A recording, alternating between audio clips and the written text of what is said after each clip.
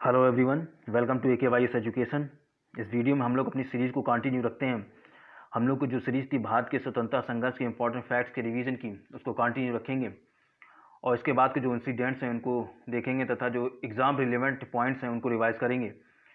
पिछले वीडियो में हम लोगों ने HRA Hindustan Republican association, HSRA Hindustan socialist Republican association, Lahore षड्यंत्र, सेंट्रल लेजिस्लेटिव असेंबली कांड और चटगांव आर्मरी रेड तक हम लोगों ने कवर अप किया था।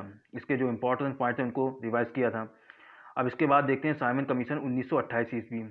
इसके तहत क्या होता है, जो मॉन्टेग्यू चेम्सफोर्ड सुधार अधिनियम बना था 1919 ईस्वी में, उसमें ब्रिटिश शासन की कार्यप्रणाली की जांच के लिए 10 वर्ष के पश्चात एक वैधानिक आयोग नियुक्त करने का प्रावधान किया गया था। उसी के तहत साइमन कमीशन की नियुक्ति होती है। ये जो प्रावधान किया गया था ये तो 10 वर्ष की समीक्षा पर किया गया था, लेकिन 1929 ईस्वी में ब्रिटेन में आम चुनाव हो जाते हैं। इसकी वजह से सरकार क्या करती है, 8 नवंबर 1927 ईस्वी को ही कमीशन की घोषणा कर देती है। और ये जो कमीशन बनता है इसमें ब्रिटिश संसद के 7 सदस्य सम्मिलित होते हैं और ये सभी सदस्य जो होते हैं वो यूरोपीय होते हैं। इसी वजह से भारत में इसका कड़ा विरोध होता है। हाउस ऑफ कॉमन्स में लिबरल पार्टी के जो साइमन होते हैं उनको इस कमीशन का अध्यक्ष बनाया जाता है। इसी वजह से ये जो कमीशन है साइमन कमीशन कहलाता है। इसी क्रम में जो भारतीय राष्ट्रीय कांग्रेस होती है वो दिसंबर 1927 ईस्वी के अपने मद्रास अधिवेशन में जो ये कमीशन होता है इसके प्रत्येक स्थिति में, प्रत्येक स्थान पर तथा प्रत्येक प्रकार से बहिष्कार करने का निश्चय करती है। जब ये कमीशन 3 फरवरी 1928 ईस्वी को बम्बई पहुंचता है, 3 फरवरी 1928 ईस्वी को बम्बई पहुंचता है, तो वहाँ पर देशव्यापी हड़ताल होती हैं, जुलूस होते हैं, प्रदर्शन होते हैं और साइमन वापस जाओ के नारे लगाए जाते हैं। कमीशन के दिल्ली पहुंचने पर उसका स्वागत काले झंडों और गो बैक साइमन के नारों से होता है। लाहौर पहुंचने पर इसका जो विरोध प्रदर्शन है वो लाला लाजपत राय के नेतृत्व में होता है और वहां पर पुलिस के द्वारा लाठीचार्ज होता है। पुलिस के लाठीचार्ज करने के कारण ही लाला लाजपत राय के सर में गंभीर चोटें आ जाती हैं और जिससे उनकी दिसंबर 1928 ईस्वी में मृत्यु हो जाती है। लखनऊ में जो विरोध प्रदर्शन था उसका जो नेतृत्व किया था पंडित गोविंद वल्लभ पंत और पंडित जवाहरलाल नेहरू ने। जब ये साइमन कमीशन का चारों तरफ विरोध हो रहा था और साइमन वापस जाओ को जो नारा था वो बुलंद था, तब बहुत से जो पूंजीपति और जमींदार थे वो क्या कर रहे थे, साइमन कमीशन के समर्थन में थे। इसी क्रम में जो डॉक्टर भीमराव अंबेडकर थी वो भी साइमन के समर्थन में थे, क्योंकि जो साइमन कमीशन के सहयोग के लिए जो कमेटी गठित की गई थी उस कमेटी के जो सदस्य बने थे वो भीमराव अंबेडकर को बनाया गया था। 1928 और 1929 ईस्वी में साइमन कमीशन भारत का 2 बार दौरा करता है और 27 मई 1930 ईस्वी को अपनी रिपोर्ट को प्रकाशित करता है। इसमें कहा जाता है भारत के लिए एक संघीय संविधान होगा और केंद्र में भारतीयों को कोई भी उत्तरदायित्व प्रदान नहीं किया जाएगा तथा गवर्नर व गवर्नर जनरल अल्पसंख्यक जातियों के हितों के लिए विशेष ध्यान रखेंगे। ये तो होती हैं साइमन कमीशन की प्रमुख बातें। इसके बाद जो सर शिव स्वामी अय्यर जी होते हैं वो साइमन कमीशन को रद्दी की टोकरी में फेंकने लायक की संज्ञा देते हैं। इसके बाद का जो नेक्स्ट इंसिडेंट होता है वो नेहरू रिपोर्ट होती है 1928 ईस्वी में। इसमें क्या होता है, कांग्रेस जब साइमन कमीशन का बहिष्कार करने का आह्वान करती है तब तत्कालीन जो भारत के सचिव होते हैं लॉर्ड बर्कनहेड, वो भारतीयों के सामने एक ऐसी चुनौती रखते हैं और कहते हैं कि वो जो भारतीय हैं वो एक ऐसे संविधान का निर्माण करें जिसको सभी दलों का समर्थन व सहमति प्राप्ति हो। इसी क्रम में जो कांग्रेस होती है वो इस चुनौती को स्वीकार करती है और 28 फरवरी 1928 ईस्वी को दिल्ली में सर्वदलीय सम्मेलन बुलाती है। इस सम्मेलन में करीब 29 संस्थाएं भाग लेती हैं और इसकी जो कुछ मौलिक बातें हैं उसको निश्चित करने के पश्चात ये बैठक समाप्त हो जाती है। 10 मई 1928 ईस्वी को डॉक्टर अंसारी जी की अध्यक्षता में बम्बई में इसकी दोबारा बैठक होती है और वहां पर संविधान का प्रारूप तैयार करने के लिए 9 व्यक्तियों की कमेटी को गठित किया जाता है। इस कमेटी के जो अध्यक्ष होते हैं वो मोतीलाल नेहरू को बनाया जाता है। इसी वजह से ये जो रिपोर्ट कहलाती है नेहरू रिपोर्ट कहलाती है। इस कमेटी के जो अन्य सदस्य होते हैं वो होते हैं अली इमाम, शोएब कुरैशी, MS अड़े, MR जयकर, मंगल सिंह, तेज बहादुर सप्रू, NM जोशी और GP प्रधान तथा सुभाष चंद्र बोस। पंडित मोतीलाल नेहरू क्या करते हैं, 10 अगस्त 1928 ईस्वी, this is the important date to be remember क्योंकि ये पूछी जाती है एग्जाम में, 10 अगस्त 1928 ईस्वी को अपनी रिपोर्ट प्रस्तुत करते हैं। जो नेहरू रिपोर्ट होती है इसको लखनऊ के सर्वदलीय सम्मेलन में सर्वसम्मति से स्वीकार कर लिया जाता है। इसके बाद जो नेहरू रिपोर्ट होती है, इसका जो बेस होता है, जो आधार होता है, वो होता है अधिराज का दर्जा, डोमिनियन पद यानी कि औपनिवेशिक शासन। इसी वजह से जो बहुत से युवा नेता होते हैं, जैसे कि सुभाष चंद्र बोस, पंडित जवाहरलाल नेहरू, सत्यमूर्ति, ये लोग इस रिपोर्ट के पूर्णतः समर्थन में नहीं होते हैं, क्योंकि जो ये रिपोर्ट होती है ये औपनिवेशिक शासन के आधार मान को चल रही होती है, और ये लोग होते हैं ये पूर्ण स्वाधीनता के पक्ष में होते हैं। इसी वजह से ये लोग नवंबर 1928 ईस्वी में ऑल इंडिया इंडिपेंडेंस लीग की स्थापना करते हैं। 1928 ईस्वी के कलकत्ता अधिवेशन में, जिसकी की अध्यक्षता मोतीलाल नेहरू के द्वारा होती है, वो सरकार से कहते हैं कि 31 दिसंबर 1930 ईस्वी तक अगर सरकार नेहरू रिपोर्ट को स्वीकार नहीं करती है तो ये लोग अहिंसक असहयोग आंदोलन की शुरुआत करेंगे।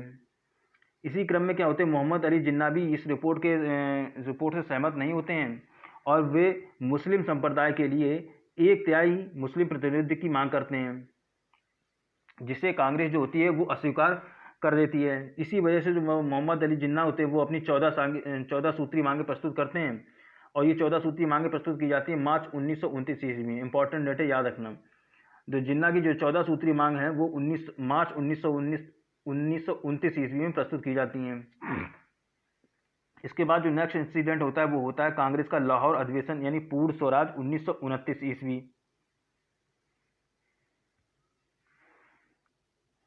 इसमें क्या होता है, जो महात्मा गांधी जी होते हैं वो काफ़ी लंबे समय के बाद राजनीति सक्रिय में पुनः वापस लौट आते हैं, तथा जो कांग्रेस का 1928 ईस्वी में कलकत्ता में अधिवेशन होता है उसमें शामिल होते हैं। जो कांग्रेस का दिसंबर 1929 ईस्वी में लाहौर में अधिवेशन होता है, उसके जो अध्यक्ष बनाए जाते हैं वो गांधी जी को बनाया जाता है, लेकिन गांधी जी क्या करते हैं, वे अपने स्थान पर जवाहरलाल नेहरू को इसका अध्यक्ष बना देते हैं। इस अधिवेशन में स्पष्ट कहा जाता है कि जो नेहरू रिपोर्ट को लागू करने की अवधि है वो समाप्त हो गई है, अब पूर्ण स्वाधीनता की मांग को बुलंद करना चाहिए। इसी अधिवेशन में सविनय अवज्ञा आंदोलन की घोषणा की जाती है। इसी क्रम में क्या होता है, जैसे ही 31 दिसंबर 1929 ईस्वी को मध्य रात्रि का घंटा बजता है, और जो कांग्रेस द्वारा जो कलकत्ता में 1928 ईस्वी में जो सरकार को आखिरी तारीख का समय दिया गया था, वैसे ही जो कांग्रेस के अध्यक्ष होते हैं जवाहरलाल नेहरू, वो लाहौर में रावी नदी के तट पर भारतीय स्वतंत्रता का झंडा फहरा देते हैं। इसी क्रम में 26 जनवरी 1930 ईस्वी को पूर्ण स्वाधीनता दिवस संपूर्ण भारत में बनाने का निश्चय किया जाता है। तो ये तो था लाहौर के जो लाहौर अधिवेशन हुआ था कांग्रेस, उसके जो प्रमुख तत्व थे। इसके बाद जो नेक्स्ट इंसिडेंट होता है वो गांधी जी द्वारा प्रस्तुत 11 सूत्री मांगे होती हैं। इसकी जो डेट होती है वो होती है 31 जनवरी 1930 ईस्वी। इसमें क्या होता है, जो महात्मा गांधी होते हैं वो अपने पत्र यंग इंडिया के माध्यम से वायसराय लॉर्ड इरविन और जो ब्रिटिश प्रधानमंत्री होते हैं रैमसे मैकडोनाल्ड, उनके समक्ष अपनी 11 सूत्री मांगे 31 जनवरी 1930 ईस्वी को रखते हैं। जब ये महात्मा गांधी मांगे रखते हैं तो लेकिन जो ब्रिटिश सरकार होती है वो महात्मा गांधी की इन मांगों के प्रति कोई भी सकारात्मक रुख अब नहीं अपनाती है। इसी वजह से जो महात्मा गांधी क्या करते हैं, 14 फरवरी 1930 ईस्वी को साबरमती में कांग्रेस की एक बैठक बुलाते हैं, जिसका जो नेतृत्व किया जाता है वो गांधी जी के द्वारा ही किया जाता है, और वहीं पर सविनय अवज्ञा आंदोलन चलाने का निश्चय किया जाता है। यहाँ से शुरुआत होती है सविनय अवज्ञा आंदोलन की। जो सविनय अवज्ञा आंदोलन है वो 1930 ईस्वी से 1931 ईस्वी तक चलता है। इसमें इसकी जो शुरुआत की जाती है वो महात्मा गांधी जी करते हैं। इसकी शुरुआत दांडी मार्च से करते हैं। जो सविनय अवज्ञा आंदोलन है इसकी शुरुआत महात्मा गांधी दांडी मार्च से करते हैं। इसमें क्या होता है, महात्मा गांधी 12 मार्च 1930 ईस्वी को साबरमती आश्रम, जो कि अहमदाबाद में पड़ता है, वहां से दांडी, जो कि नवसारी जिला गुजरात में पड़ता है, ये नवसारी जिला है, नवसारी जिला गुजरात में पड़ता है, वहाँ के लिए अपना मार्च प्रारंभ करते हैं। 5 अप्रैल 1930 ईस्वी को महात्मा गांधी 241 मील की लंबी यात्रा करने के बाद दांडी पहुँचते हैं, और 6 अप्रैल 1930 ईस्वी को अवैध रूप से नमक बनाकर नमक कानून को तोड़ते हैं।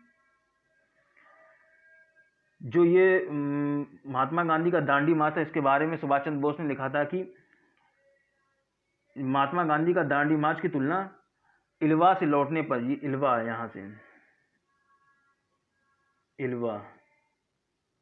इल्वा से लौटने पर नेपोलियन के पेरिस मार्च से करते हैं, तथा राजनीतिक सत्ता प्राप्त करने के लिए मुसोलिनी के रोम मार्च से करते हैं। इसके बाद जो ये आंदोलन है सविनय अवज्ञा आंदोलन, ये व्यापक रूप से संपूर्ण भारत में फैल जाता है।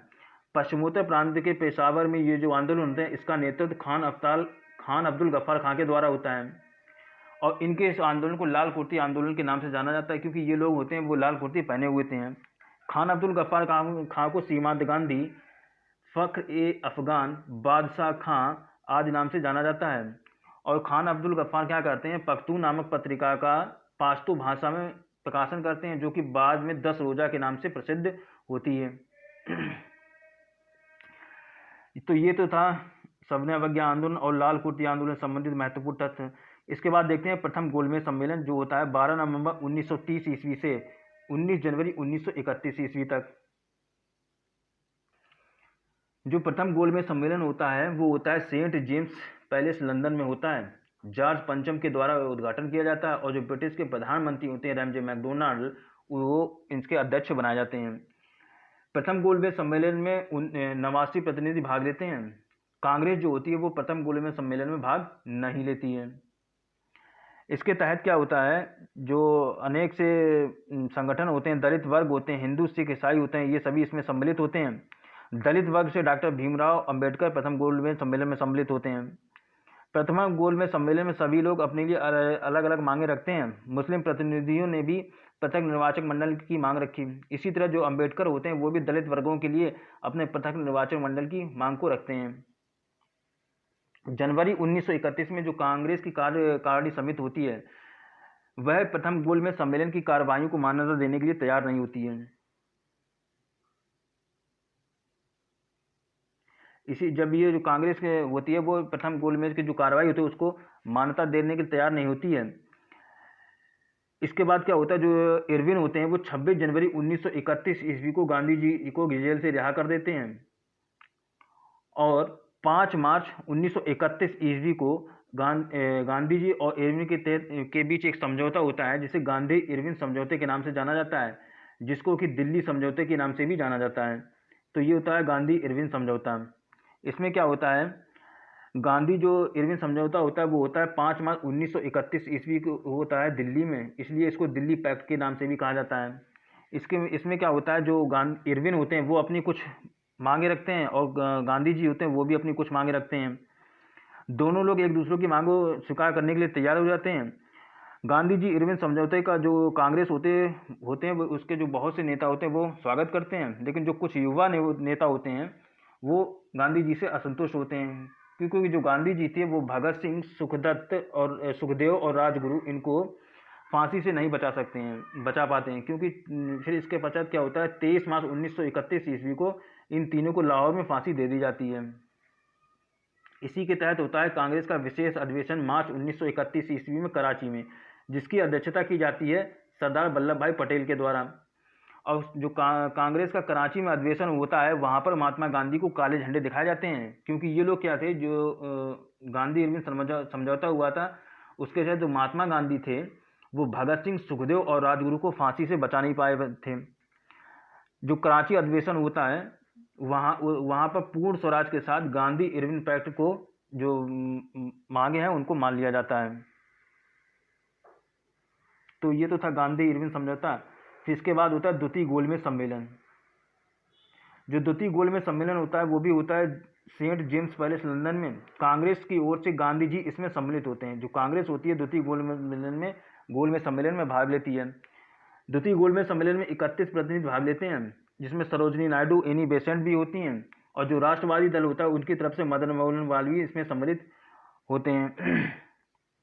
इसमें क्या होता है, जो महात्मा गांधी होते हैं वो ब्रिटिश सरकार से तुरंत औपनिवेशिक स्वराज देने के लिए मांग करते हैं, लेकिन जो ब्रिटिश सरकार होती है वो इनकी मांग को नहीं मानती है। इसलिए 1 दिसंबर 1931 ईस्वी को ये जो द्वितीय गोलमेज सम्मेलन होता है बिना किसी ठोस निर्णय के समाप्त हो जाता है। इसके बाद जो महात्मा गांधी होते हैं वो भारत में वापस लौटते हैं और पुनः सविनय अवज्ञा आंदोलन प्रारंभ करने की घोषणा कर देते हैं। इसके बाद शुरुआत होती है द्वितीय सविनय अवज्ञा आंदोलन की। जो द्वितीय सविनय अवज्ञा आंदोलन है उसकी शुरुआत होती है 4 जनवरी 1932 से और ख़त्म होता है 7 अप्रैल 1934 ईस्वी को। जब महात्मा गांधी द्वितीय गोलमेज सम्मेलन में भाग लेने गए थे तो उस समय भारत में दिसंबर 1930 ईस्वी में कांग्रेस ने न लगान न टैक्स देने का अभियान चलाया, जिसके तहत ये किसान आंदोलन के रूप में परिवर्तित हो गया। 26 दिसंबर 1930 ईस्वी को इस आंदोलन के तहत जवाहरलाल नेहरू को गिरफ्तार कर लिया जाता है और ये जो किसान आंदोलन है ये पूरी तेजी से पूरे देश में फैलता है। भारत आते ही जो गांधी जी होते हैं वे पुनः इस आंदोलन के बागडोर को संभाल लेते हैं। गांधी जी जो सरकार होती है वो कांग्रेस को उस समय जो सरकार होती है वो कांग्रेस को अवैध घोषित कर देती है। गांधी जी और सरदार पटेल सहित इन सभी को वो जेल में रख देती है। दूसरी बार जो आंदोलन की शुरुआत होती है वो होती है 4 जनवरी 1932 ईस्वी से होती है। लेकिन जो गांधी जी होते हैं वो ये देखते हैं कि जो बहुत से नेता हैं वो इस आंदोलन के प्रति उत्साहित नहीं है। इसी वजह से महात्मा गांधी होते हैं वो सविनय अवज्ञा आंदोलन को 7 अप्रैल 1934 ईस्वी को स्थगित कर देते हैं। इसके बाद जो महात्मा गांधी क्या करते हैं, अक्टूबर 1934 ईस्वी से अपने आप को हरिजनों के कल्याण में लगा देते हैं और अपना पूरा समय हरिजनों के उत्थान के लिए लगाते हैं तथा जो भारत की सक्रिय राजनीति है उससे स्वयं को हटा लेते हैं। इसके बाद होती है कम्युनल अवार्ड सांप्रदायिक पंचायत। इसमें क्या होता है, इसकी घोषणा होती है सांप्रदायिक पंचायत की 16 अगस्त 1932 ईस्वी को होती है। इसमें क्या होता है, जो ब्रिटिश प्रधानमंत्री रैमजे मैकडोनाल्ड होते हैं वो 16 अगस्त 1932 ईस्वी को साम्प्रदायिक निर्णय प्रस्तुत करते हैं और इसके तहत वे प्रत्येक अल्पसंख्यक समुदाय के लिए विधानमंडलों में कुछ सीटें सुरक्षित करते हैं तथा जिनका जो चुनाव है वो पृथक निर्वाचक मंडलों के द्वारा किया जाएगा। इसी के तहत क्या होता है, जो मुसलमान और सिख होते हैं वो पहले से ही अल्पसंख्यक माने जाते हैं, लेकिन अब इस नए कानून के तहत क्या होता है, जो ये नया कानून बनता है सांप्रदायिक पंचायत, इसके तहत होता है जो दलित वर्ग है वो भी अपने आप को अल्पसंख्यक मानकर हिंदुओं से अलग हो जाता है। इसी वजह से जो होते हैं गांधी जी क्या करते हैं, आमरण अनशन कर देते हैं क्योंकि वे दलितों को हिंदुओं से अलग नहीं करना चाहते हैं। इसी के क्रम में होता है पूना समझौता। जब जो सांप्रदायिक निर्णय होता है उस समय जो महात्मा गांधी जी होते हैं वो पूना की यरवदा जेल में बंद होते हैं। सांप्रदायिक निर्णय होता है तो गांधी जी होते हैं वो पूना की यरवदा जेल में बंद होते हैं और 20 सितंबर 1932 ईस्वी से जेल में ही आमरण अनशन पर बैठ जाते हैं, जिसकी वजह से उनका स्वास्थ्य काफ़ी तेज़ी से गिरने लगता है। इसी क्रम में क्या होता है, जो मदन मोहन मालवीय, डॉक्टर राजेंद्र प्रसाद और पुरुषोत्तम दास, मदन मोहन मालवीय, डॉक्टर राजेंद्र प्रसाद और पुरुषोत्तम दास ये क्या करते हैं, ये गांधी जी और अंबेडकर के मध्य एक समझौता कराने का प्रयास करते हैं, जिसके तहत 26 सितंबर 1932 ईस्वी को एक समझौता होता है जिसे पूना समझौता के नाम से जाना जाता है। इस समझौते के तहत क्या होता है कि जो दलित वर्ग के लिए पृथक निर्वाचक मंडल की मांग होती है उसको समाप्त कर दिया जाता है, लेकिन जो प्रांतीय विधान मंडल होते हैं उसमें दलित वर्गों के लिए सुरक्षित सीटों की संख्या को 71 से बढ़ाकर 147 कर दिया जाता है। जो केंद्रीय विधानमंडल होता है उसमें भी हरिजनों के लिए सुरक्षित सीटों की संख्या में 18% की वृद्धि होती है। तो ये होता है पूना समझौता। इसके बाद होता है हमारा तृतीय गोलमेज सम्मेलन। तृतीय गोलमेज सम्मेलन होता है 17 नवंबर 1932 ईस्वी से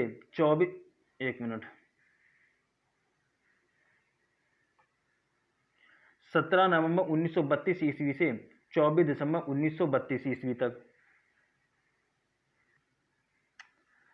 तृतीय गोलमेज सम्मेलन क्या होता है, जो ब्रिटिश सरकार होती है वो अपने जो संवैधानिक सुधारों का कार्य उसको जारी रखती है।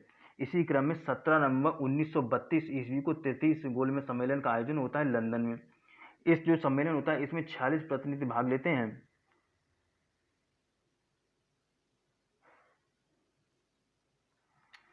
और इस सम्मेलन में ऐसे लोगों को आमंत्रित नहीं किया गया था जिनसे सरकार के विरोध की संभावना हो। जो अधिकतर जो प्रतिनिधि थे वो उदारवादी व सांप्रदायिक थे। इसी क्रम में क्या होता है, 24 दिसंबर 1932 ईस्वी को सम्मेलन की समाप्ति के बाद एक श्वेत पत्र जारी किया जाता है और इस श्वेत पत्र पर विचार करने के लिए लॉर्ड लिनलिथगो की अध्यक्षता में ब्रिटिश संसद की एक संयुक्त समिति की गठित होती है। ब्रिटिश संसद की एक संयुक्त समिति गठित होती है। 22 नवंबर 1934 ईस्वी को अपनी रिपोर्ट प्रस्तुत करती है। संयुक्त समिति की रिपोर्ट के आधार पर सैमुअल होर जो होते हैं, जो कि शुरुआत में इस सम्मेलन के विरोधी होते हैं, वो 19 दिसंबर 1934 ईस्वी को भारत शासन विधेयक ब्रिटिश संसद में प्रस्तुत करते हैं। इसी क्रम में 3 अगस्त 1935 ईस्वी को ब्रिटिश सम्राट जो है वो अपनी सहमति दे देते हैं और जो यह विधेयक है, यही विधेयक बाद में भारत शासन अधिनियम 1935 के नाम से विख्यात होता है।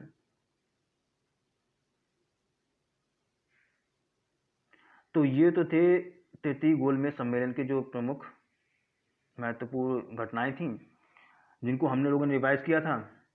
इसके बाद देखते हैं इसके आगे का जो घटनाक्रम, इसके बाद देखेंगे, उसको नेक्स्ट वीडियो में कवर करेंगे। और इसी तरह हम लोग जो हमारी सीरीज चल रही है भारत के स्वतंत्रता संघर्ष के इम्पोर्टेंट रिवीजन की, इसको पूरी करेंगे। तब तक के लिए मिलते हैं नेक्स्ट वीडियो में। Till that stay with us and subscribe for more videos. Thank you very much.